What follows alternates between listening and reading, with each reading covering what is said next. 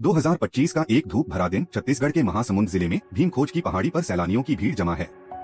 एक tourist guide अपनी गहरी आवाज में दर्शनार्थियों को कहानी सुना रहा है। ये है भीमखोज।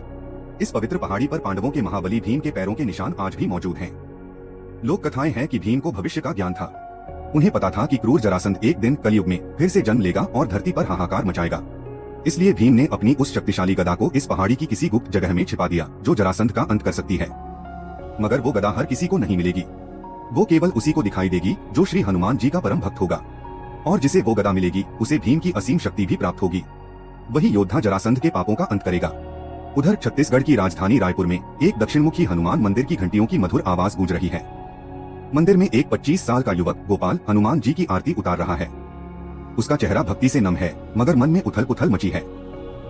आरती खत्म कर वो हनुमान जी के सामने हाथ जोड़कर बोलता है, हे बजरंग बली, आज मैं 25 साल का हो गया। बचपन से आपका भक्त हूँ, आपका ही मार्ग चुनना चाहता हूँ, मगर ये क्या हो रहा है मेरे साथ। मेरा नाम तो गोपाल है, पर दिल में उस लड़की को देखकर गोपाल जी जैसे भाव जाग रहे हैं। लगता है मेरी राधा वही है। प्रभु मुझे रास्ता दिखाइए, समझ नहीं आ रहा क्या करूं। हनुमान जी की मूर्ति के सामने खड़े गोपाल को जवाब तो नहीं मिलता, मगर मन में एक अजीब सी शांति जरूर आती है। वो मंदिर से घर लौटता है। घर पहुंचते ही उसकी माँ प्यार से पूछती है, आ गया बेटा, खाना लगा दूं? तभी पापा तंज कसते हैं, हाँ हाँ खिला दो। 25 साल का घोड़ा हो गया, मुफ्त की रोटी खाएगा। माँ तुरंत पापा को डांटती है। सुबह सुबह बच्चे को ताने मारने शुरू कर दिए। चैन से खाने तो दो, पापा भी कहाँ चुप रहने वाले। हाँ, मेरा चैन छीनकर ये चैन से रहे, बड़ा अच्छा है। माँ गोपाल का पक्ष लेती है, तुम इसे नकारा समझते हो, मगर मेरा बेटा एक दिन दुनिया में नाम कमाएगा, बड़ा काम करेगा। पापा हंसते हुए कहते हैं, बड़ा काम? हाँ, सामने वाली पंडित की लड़की को भगाकर ले जाएगा, यही होगा इसका बड़ा काम। गोपाल चौंक जाता है। अरे आपको कैसे पता मैं राधिका को पसंद करता हूँ? माँ हंसते हुए कहती है, बेटा तू उसे देखकर जो मुंह बनाता है ना, वो तो गधा भी समझ ले कि तू उसका कितना दीवाना है। गोपाल मजाक में कहता है, ओह गधा भी समझ लेगा। तभी तो पापा समझ गए, और माँ बेटे की हंसी से घर गूंज उठता है।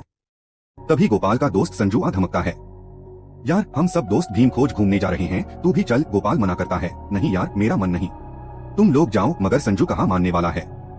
वो जिद करता है, अबे चल, समझ चल ना। गोपाल फिर भी टालता है। आखिरकार संजू तुरुप का इक्का फेंकता है, ठीक है न जा। वैसे राधिका भी हमारे साथ जा रही है भीमखोज के दर्शन करने, चल बाय। बस ये सुनते ही गोपाल का मन पलट जाता है। अरे मजाक कर रहा था भाई, तुझे अकेले पहाड़ी कैसे जाने दूं?